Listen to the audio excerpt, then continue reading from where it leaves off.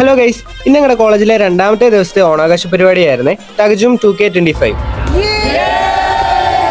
രാവിലെ തന്നെ അത്തപ്പൂക്കളം മത്സരമൊക്കെ ഉണ്ടായിരുന്നേ. ഓണാഘോഷ പരിപാടിയായിട്ട് ഞങ്ങൾ പിള്ളേർ മാത്രമല്ല, ഞങ്ങളുടെ ഫാക്കൽറ്റീസും എല്ലാവരും നല്ല സാരിയും മുണ്ടും ഷർട്ടും ഒക്കെ എടുത്ത് നല്ല കളറായിട്ടാണ് ഇന്ന് വന്നിരിക്കുന്നത്.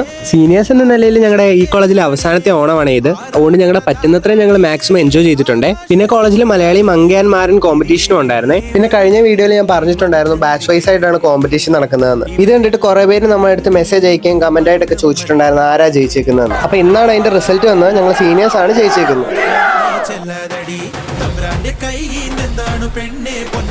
പിന്നെ ഇത് കഴിഞ്ഞ് കോളേജിന്റെ മുന്നിൽ തിരുവാതിരകളി ഉണ്ടായിരുന്നു.